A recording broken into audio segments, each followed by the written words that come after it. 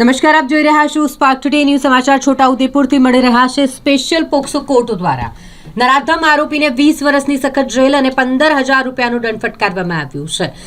માસૂમ સાથે દુષ્કૃત્ય કર્યું હોય જેનો કેસ સ્પેશિયલ પોક્સો કોર્ટમાં ચાલી ગયો.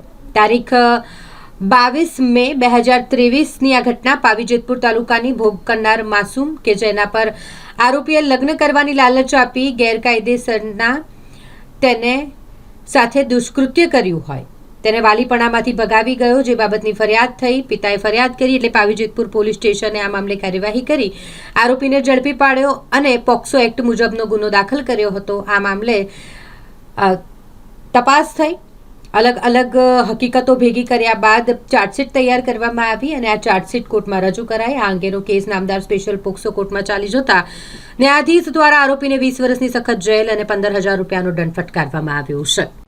છોટાઉદેપુરની સ્પેશિયલ પોસ્કો કોર્ટ શ્રી બગ્ગા સાહેબની કોર્ટમાં આરોપીને 20 વર્ષની સખત કેદની સજા અને 15,000 રૂપિયાનો દંડ કરેલો છે.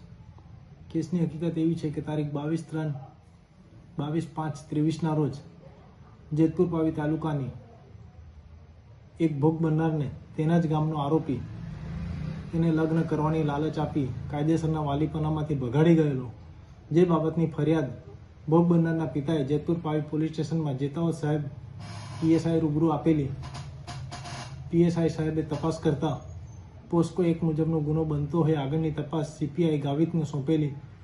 તેઓએ તપાસ દરમિયાન ભોગ બનનાર મળી આવતા તેની મેડિકલ ચકાસણી તેમજ પૂછપરછ કરતા આરોપીએ તેની સાથે તેની ઈચ્છા મરજી વિરુદ્ધ બળાત્કાર કરેલ હોવાની હકીકત જણાવતા તેની ઉપર પોસ્કો તેમજ બળાત્કારની કલમોનો ઉમેરો કરી તેની તપાસ કરેલી અને પૂરતો પુરાવો પડતા સ્પેશિયલ પોસ્કો કોર્ટની અંદર તેની ચાર્જશીટ કરી, જે બાબતનો કેસ ચાલી જતા પોસ્કોના સ્પેશિયલ જજ બગ્ગા સાહેબ દ્વારા આરોપીને 376 તેમજ બળાત્કારના ગુનામાં અને પોસ્કોની અંદર 20 વર્ષની સખત કેદની સજા અને 10,000 રૂપિયાનો દંડ તેમજ તેને કાયદેસરના વાલીપણામાંથી ભગાડી ગયેલ તે બાબતને 7 વર્ષ અને 5,000 રૂપિયાનો દંડ, આમ કુલ 15,000 રૂપિયા દંડની હુકમ કરે. તેમજ વિક્ટીમ પોતાની જિંદગી પાછળની સારી રીતે જીવી શકે તે માટે વિક્ટીમ કમ્પન્સેશન એક્ટ હેઠળ 4 લાખ રૂપિયા ચૂકવવાનો હુકમ કરેલો છે.